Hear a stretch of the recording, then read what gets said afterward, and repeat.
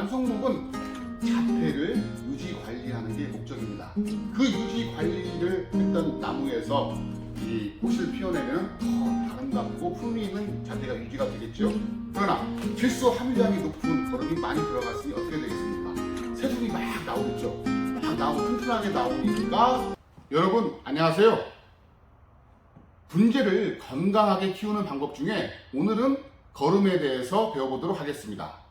거름은 인터넷이나 학문적으로 매우 방대하기 때문에 저의 경험을 토대로 외철죽에 꼭 필요한 내용으로 간추려서 말씀드려보겠습니다.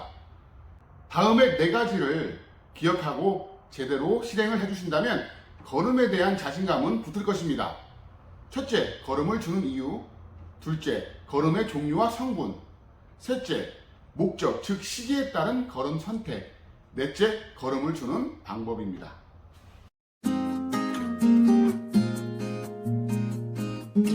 첫 번째, 거름을 주는 이유에 대해서 말씀을 드리겠습니다. 거름을 운용하는 것을 비배관리 또는 시비관리라고 합니다. 비배관리는 화분에 인위적으로 거름을 줘서 흙 성분을 기름지게 하여 꽃이나 배양 등 나무의 성장을 돕는 일련의 과정을 말합니다. 특히 자연에서 얻을 수 있는 햇빛, 물, 바람만 가지고는 나무의 성장을 시키기에는 영양소가 턱없이 부족합니다. 왜냐하면 분이라는 한정된 공간이 있기 때문입니다. 특히 외철죽을 심는 일본산 녹소토나 우리나라 마사토는 거름 성분이 거의 없습니다. 그래서 거름을 주는 이유입니다. 두 번째, 거름의 종류와 성분입니다. 먼저 거름의 성분에 대해서 알아보겠습니다. 나무가 잘 자라는 3대 요소는 질소, 인산, 칼리입니다. 그 밖에 마그네슘, 철, 동, 아연 등 미량 요소는 일반 거름 속에 조금씩 포함되어 있기 때문에 여기서는 제외하고 질소, N, 인산, P, 칼리, K에 대해서 알아보도록 하겠습니다. 첫째, 질소입니다. 질소는 나무의 발육을 촉진시킵니다. 특히 봄철에 새논의 발화가 매우 좋고 가을철에는 생장 발육을 돕습니다. 부족하면 새논, 잎, 그리고 줄기가 잘 자라지 못하고 잎이 누렇게 변합니다. 둘째, 인산입니다. 인산은 꽃 결실을 좋게 하고 개화시, 꽃 크기, 꽃 색 등 꽃의 품질을 좌우합니다. 또한 뿌리나 줄기를 튼튼하게 만듭니다. 셋째, 칼리. 칼리는 여름에는 더위를, 겨울에는 추위를 이겨내게끔 뿌리를 튼튼하게 만드는 영양소입니다. 질소, 인산, 칼리를 간추려 보겠습니다. 생장 발육과, 즉 새순과 잎에 좋은 질소. 자, 개화시 꽃의 품질, 꽃을 이쁘게 피게 하는 요소인 인산. 자, 여름철이나 겨울철을 이겨낼 수 있는 뿌리에 좋은 칼리. 꼭 기억해 주세요.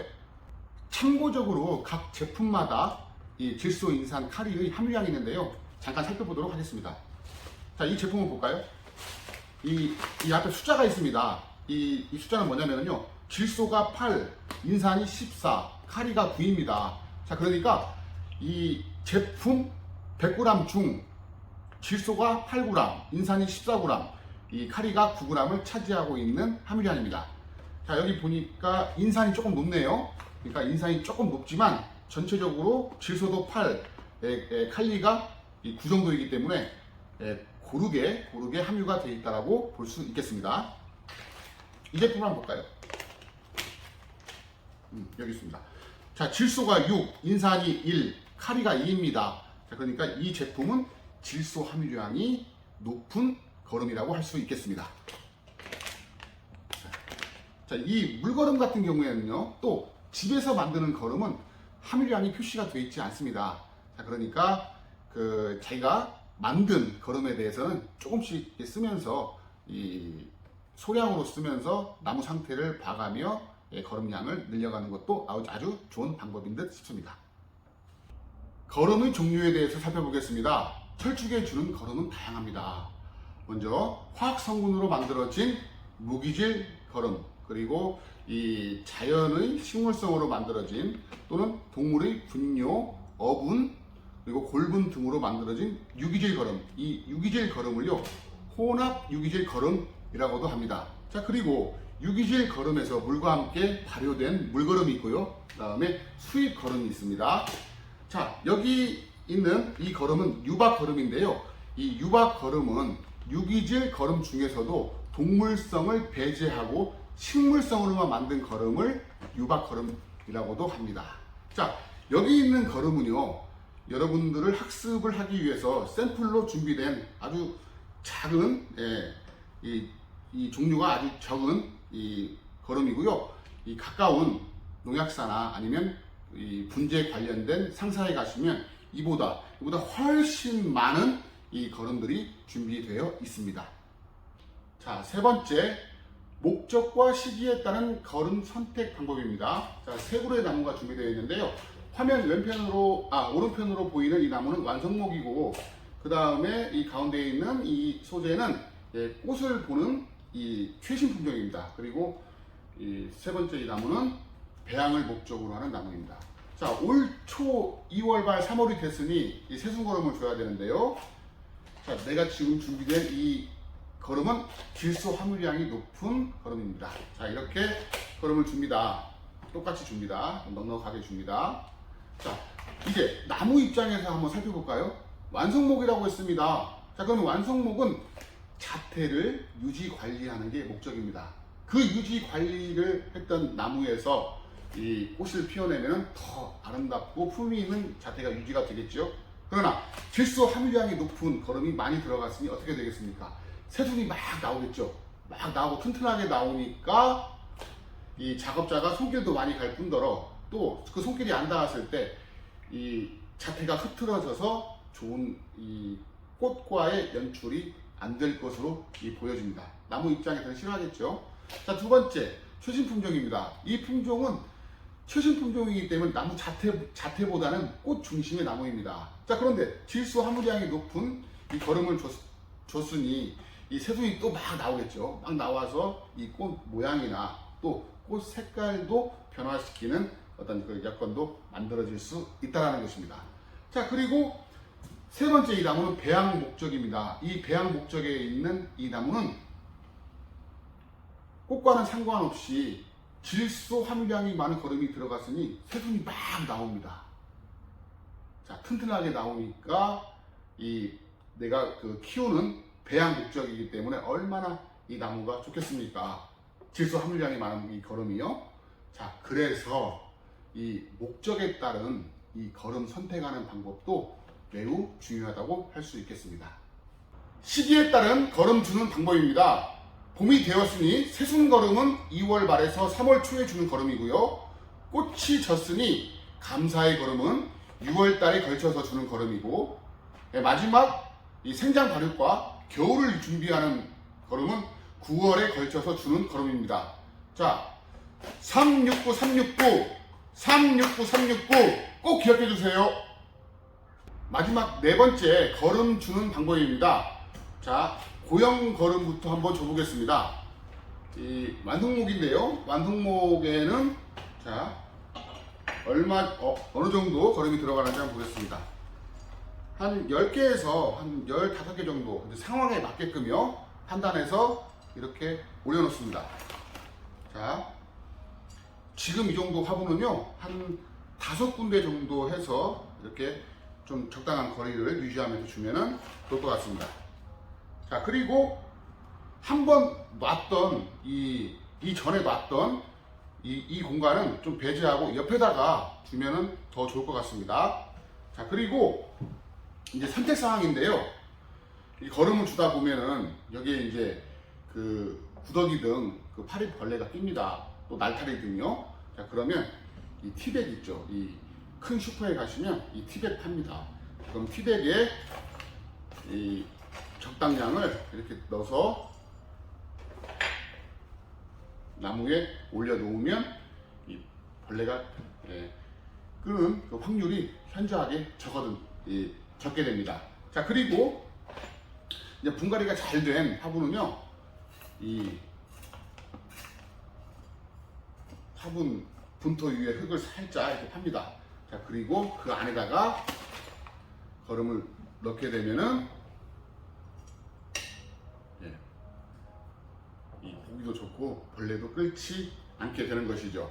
자, 어떤 방법이건 간에 여러분들 환경이나 상황에 맞게끔 이렇게 이 고형 거름을 주는 이 방법을 찾아서 실행하시면 될 것 같고요. 조금 작은 이 화분이나 그러면 아까 5군데라고 했는데 이쪽은 한 3군데나 4군데. 그리고 저희 이 배양 화분은 이 배양 중인 선택사항이니까 좀 넉넉히 더 주면은 더 좋을 것 같습니다. 다음은 물거름을 주는 방법에 대해서 살펴보겠습니다. 먼저 물거름이 잘 준비되어 있고요. 그 다음에 물조리개도 준비가 되어 있습니다. 이 물조리개는 이 물 2리터가 들어가는 양입니다. 자, 그러면 이 컵이 이 400g짜리 컵인데 20배로 희석을 하려면은 몇 g이 들어가야겠죠? 100g이 들어가야죠. 그러니까 4분의 1 정도 한번 따라 보겠습니다.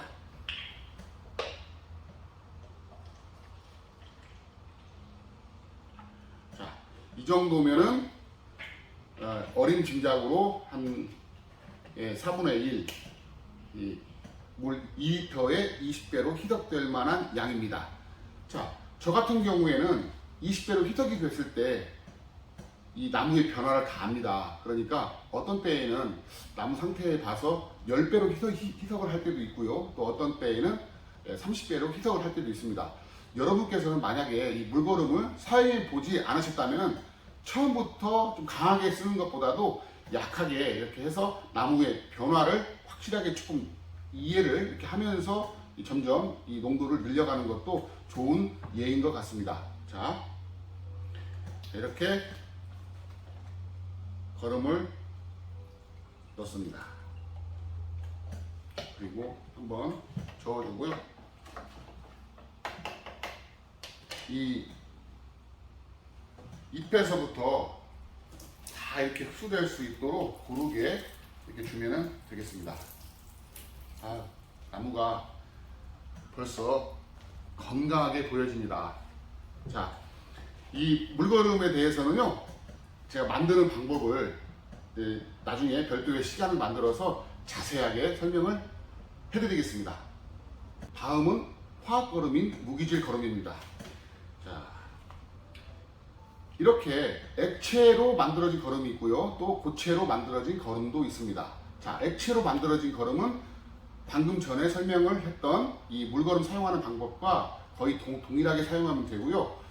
자, 여기서도 이 처음부터 강한 농도보다는 옅은 농도부터 시작해서 나무의 변화를 살펴가면서 조금씩 늘려가는 것도 중요한 핵심 포인트인 것 같습니다. 자, 그리고 고체 비료가 있는데요. 고체 비료는 한번 올려놓으면 이 거름기가 다 소진될 때까지 남아 있습니다.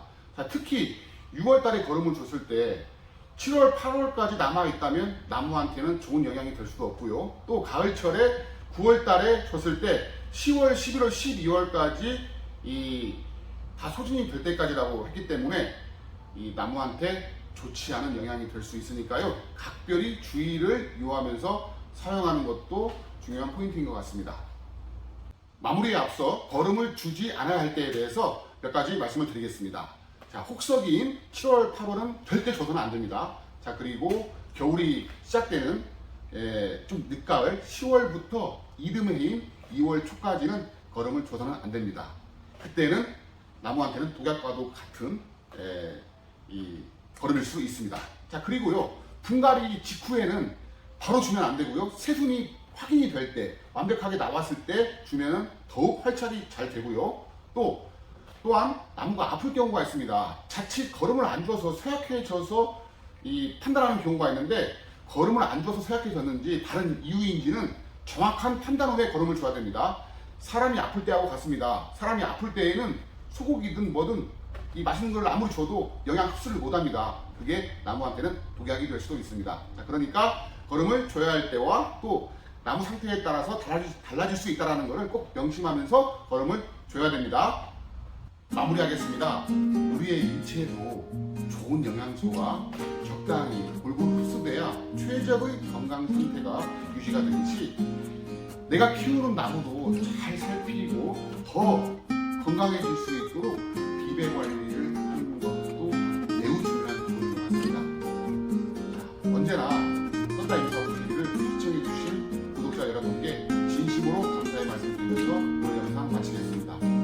감사합니다.